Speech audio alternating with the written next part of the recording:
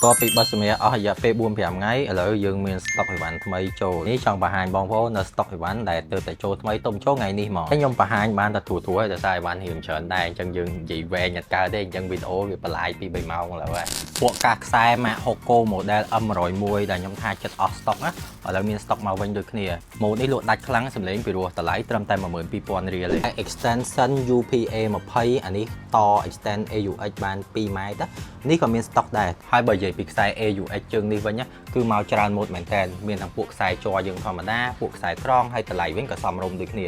ម៉ូតអស់នេះព័ត៌មានបន្ថែមខ្ញុំនឹងផុសនៅលើ page ប៉ុន្តែប្រវែងខ្សែ AUX យើងប្រើទូទៅក្នុងស្តុកគឺមកប្រវែង 1 ម៉ែត្រហើយខ្ញុំមាន extension 2 ម៉ែត្រប៉ុន្តែបើសិនជាបងប្អូនចង់បានពួកប្រភេទទៅវែងទៀតម៉ូតនេះទុំចូលថ្មីប្រវែង 5 ម៉ែត្រម៉ូតគេកកោងស្អាតមានពណ៌អសហើយជាមួយនឹងពណ៌ខ្មៅក្នុងស្តុកនេះតើខ្ញុំឆែកមើលតម្លៃម៉ូតនេះអាប្រវែង 5 ម៉ែត្រហ្នឹងតម្លៃ 20,000 រៀលតម្លៃសមរម្យគុណភាពល្អហើយអីវ៉ាន់មានម៉ាកត្រឹមត្រូវធានាជូនគុណភាពនិងសុវត្ថិភាពក្នុងការប្រើប្រាស់បើនិយាយពីព្រឿងប្រើប្រាស់ជាមួយម៉ូតូឡានវិញយើងមានពពួកប្រភេទជើងចាប់ជាមួយដៃកញ្ចក់ម៉ូតូនេះតម្លៃតែ 15,000 រៀលទេហើយក៏ដូចជាប្រភេទអាផ្លាកសញ្ញាលេខដាក់នៅលើឡានដែលគីឡូភ្លឺនៅពេលយប់ហ្នឹងអានេះតម្លៃតែ 12,000 រៀលទេឯខ្សែប្រភេទ BT Audio Receiver នេះក៏យើងមាននៅក្នុងស្តុកដែរអានេះល្អសម្រាប់ការប្រើនៅក្នុងរថយន្ត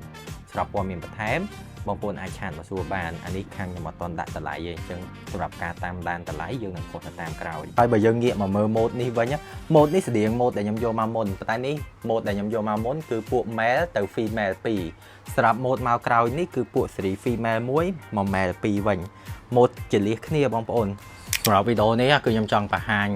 នៅម៉ូតដែលយើងអស់ស្តុកហើយវាមានស្តុកវិញយើងទៅមកស្តុកវិញក៏ដូចជាម៉ូតថ្មីដែលទៅចូលស្តុកចំពោះព័ត៌មានបន្ថែមទៀតខាងខ្ញុំនឹងបង្ហោះលើ page អញ្ចឹងកុំភ្លេចតាមដានផងណាសម្រាប់តំណែងនៅហាង LP គឺបងប្អូនទិញប្រកបដោយទំនុកចិត្តដោយសារអីវ៉ាន់មានម៉ាកត្រឹមត្រូវហាងមានលក់មានទីកន្លែងច្បាស់លាស់បងប្អូនអាចមកមើលផ្ទាល់បាន